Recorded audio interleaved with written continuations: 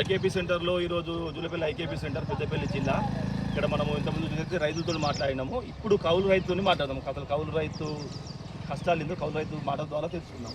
ఇప్పుడు ఈ రోజు చూసుకున్నట్టయితే కౌలు రైతు పరిస్థితి ఎట్లుందంటే ఎకరాన ఒక 80 బస్తాలు అయినా కానీ ఇప్పుడు ఒక కౌలు రైతు 300 బస్తాలు అయితే క్వింటల్కు 5 కిలోల చొప్పున కటింగ్ అయితే ఆ 300 బస్తాలకు 10,000 రూపాయలు నష్టపోతాడు.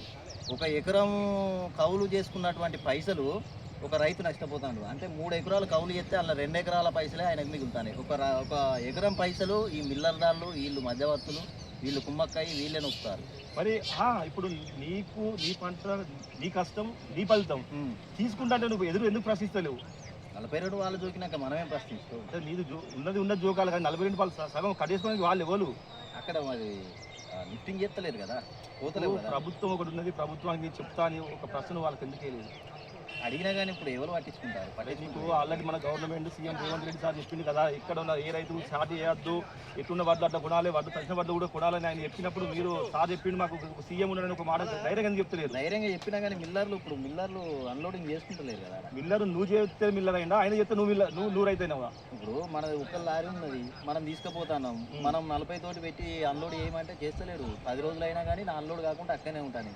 సో అటువంటి అప్పుడు రైతు ఏం చెప్తాడు, పోనీ ఎంతకైనా మంచిది, ఇక కిలో అయినా మంచిది, 2 కిలోలు అయినా మంచిది, అక్కడ స్టార్ట్ ఇచ్చినా మంచిదే కానీ దించుకోరు అన్నట్టు అక్కడికి ఏది కమిట్మెంట్ అయిపోతుంది రైతు. మనము ఒక ప్రశ్న మనం చేస్తామంటే ఎదుటి వ్యక్తులు భయపడాలి. మనము ఎదుటి వ్యక్తి చేస్తాను అని మనం ఒకరోజు నిరాశ ఉంటే అన్న, ఈరోజు ఇప్పటికీ రైతు ఏ రోజు రాజు కాలేదు. ఏ గవర్నమెంట్ రాజు చేస్తానన్నా కానీ రైతుకి రాజు అయితే లేదు, ఆత్మహత్యలు అవుతున్నాయి. కౌలు రైతు, అందులోకి కౌలు రైతు అనే చెప్పి చాలా వరకు అయితే నేను చూసిన. ఇప్పటికి మీ పేరేం పేరు, అసలు మీరు ఎన్ని వడ్డీ తీసుకుంటే ఏ మిల్లర్ స్టార్ట్ అవుతుందో చెప్పండి.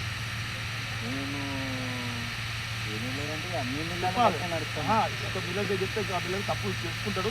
ఇక ముందు పలానా ఏమి పేరు సదయ్య అనే వ్యక్తి మీడియాకి చెప్పింది, ఇంకోసారి మన తప్పు చేస్తే మాత్రం మీడియా వాళ్ళు మన మాటకు వస్తారు, అది గవర్నమెంట్ తెలుస్తుంది, ఆయన నష్టపోవద్దని చెప్పి కొంటారు. చెప్పండి. ప్రతి మిల్లర్ అయినా కానీ అంతే 42 అయితేనే తీసుకుంటాం అంటారు. అంటే 42 అంటే నువ్వు ఎన్ని క్వింటాల్లో వాటి తీసుకుంటున్నావు? మిల్లుకు 200 క్వింటాలు. 200 క్వింటాలు తీసుకుంటే వాళ్ళు నీకు ఎన్ని ఇస్తాను?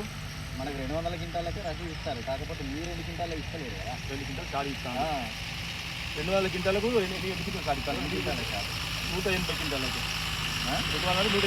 280 క్వింటాలకు 200 క్వింటాలకు 2 క్వింటాలు ఎక్కువ ఇస్తాను. వాళ్ళ ఎక్కువ ఇస్తాను. 2 క్వింటాలు దానికి 2 కిలోలు ఇస్తాను. 2 క్వింటాలు ఇస్తాను. 2 కిలోలు కూడా 2 కిలోలకు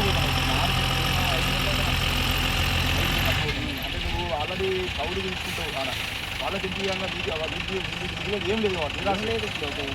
లాస్ అవుతున్నాం, 10,000 పోతున్నాయి కదా. రోజు చూసుకున్నట్టయితే కౌలు రైతు కష్టం ఏందో మనకు తెలిసిపోయింది. అతను పండించిన పంట కూడా కొంచెం అప్లై ఇద్దామంటే రైతు మిల్లర్ కూడా దోచుకుంటారు. అంటే ఏ మిల్లర్ పేరు ఇస్తారు? మిల్లర్ పేరు అంటే అన్ని మిల్లు ఏం కాదు, లేదు ఏ మిల్లు అని కాదు, ప్రతి మిల్లు వస్తుంది. అంటే గవర్నమెంట్ ఏ మిల్లుకు మన ఈ వడ్లు శాంక్షన్ చేసిందో ప్రతి ఒక్క మిల్లు వాళ్ళు ఇతన్ని ఇదే విధంగా ప్రతి సంవత్సరం మోసం చేస్తున్నారట. దయచేసి మిల్లలకు కూడా చెప్తున్నా సార్, మీరు దయచేసి ఇక్కడ వడ్లు ఏ రైతు అన్నా కొన్నాడు, రైతు వడ్లు మీ ఇక్కడికి వచ్చే ఎంత కాంట అయితే అంత కాంట వెంటనే యోగించుకోండి. తక్షణ వడ్లను కూడా కొనండి. ఎందుకంటే కౌలు రైతు పెట్టుబడి పెట్టి ఎన్నో ఎకరాలు తీసుకొని కష్టపడి లాస్ట్ చివరికి ఆయనకు నిరాశ తప్ప ఏం లేదు. ఆయన బాధ ఆయన మాటల్లో తెలుస్తుంది. దయచేసి ఇకనన్నా మీరు మారండి. ప్రభుత్వాలు మారుతున్నాయి.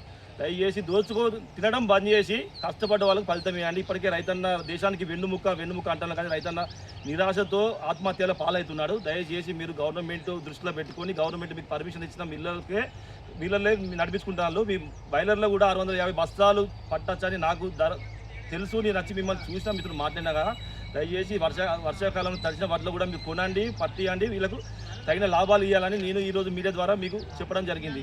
చూస్తూనే ఉండండి అప్డేట్స్. నేను మీ శ్రీనివాస్, IR మీడియా.